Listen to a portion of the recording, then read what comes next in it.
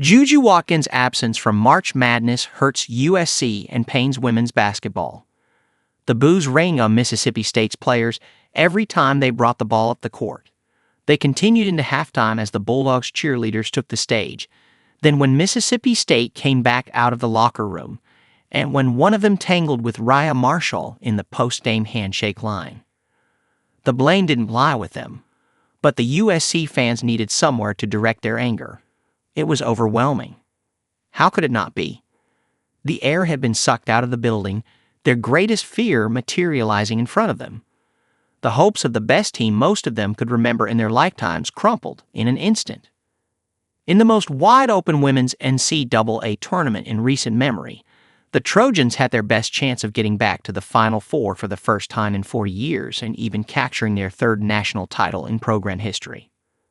Their belief existed because of JuJu Watkins, the hometown hero who brought excellence back to USC basketball and life to a moribund fan base.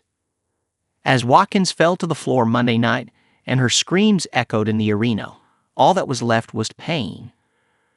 I'd be lying if I told you I wasn't rattled seeing JuJu on the floor and crying.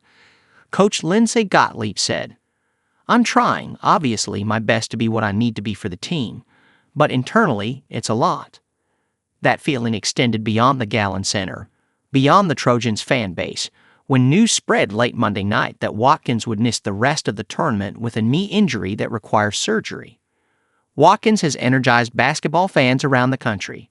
She is the sport's latest icon with her scoring prowess and her stardom, and her absence materially affects the tournament's success, not just UST's.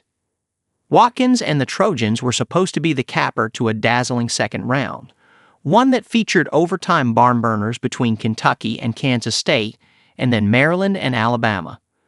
Instead, there is only concern and disappointment heading into the second weekend rather than excitement for what Mark Watkins could leave in her second postseason. The Trojans have All-American Kiki Ariafin, defensive stalwart Marshall, the No, one freshman class in the country, and role players who are the envy of other coaches. They tout their depth and the importance of every part to the whole. The Trojans were able to win without her in the second round, and in convincing fashion, 96-59. The Rayah and Marshall duo is still formidable, and USC's active, swarming defense presents problems for any perimeter player. Watkins said of herself after USC's first-round victory, "I'm really confident in my team regardless of if I'm in or not. I know what they can do." What they aren't is a championship contender without Watkins. She is the one who puts USC on her back in its biggest games and is the differentiator between good and great. She blows by defenders in transition and creates space in the half court. She roams on defense, pouncing at the opportune moment for turnovers. She's on a national commercial during every break in the action. Watkins is inescapable. Prayers for JuJu. The women's tournament has suffered from the absence of its best players in recent years. Paige Bueckers missed the entire 2022-23 regular season, including the tournament, following UConn's run to the national title game in 2022 with a torn ACL. Olivia Miles missed that postseason and the next, after tearing her ACL for a top 10 Notre Dame team in the final regular season game of 2023. Three-time ACC Player of the Year Elizabeth Kitley tore her ACL in the last week of the 2024 regular season, denying Virginia Tech a repeat bid at the Final Four. Only Bueckers can claim to match the star power of Watkins, but the impact of Watkins' injury will be amplified in 2025. The momentum of the women's tournament has been building since the historic 2023 national title game between Iowa and LSU. It was on pace for even more record highs with Watkins' potential rematches against Bueckers and UConn and the Bruins. The NCAA must hope another star can fill that vacuum. In all likelihood, Watkins is too special to be replaced. In the arena, USC players did what they could to regain control after Watkins was carried off the court. Marshall said they tried to calm Gottlieb in the huddle since she was shaken by not knowing what had happened with Watkins.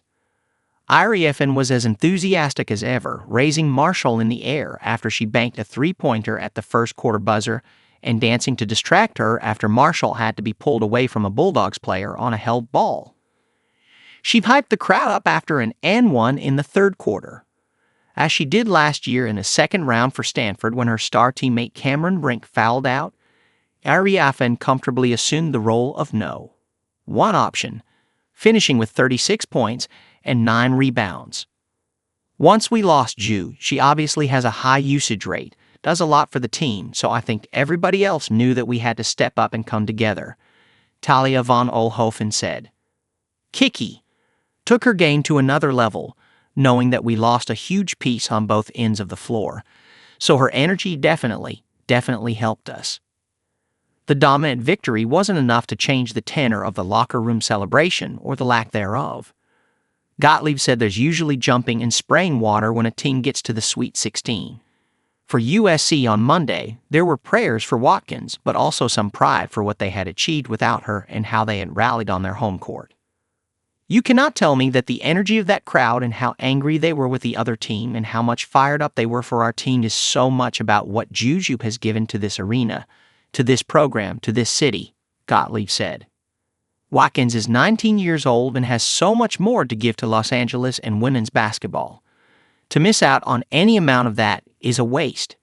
It was a sad night at USC, and its ramifications will reverberate far beyond this arena.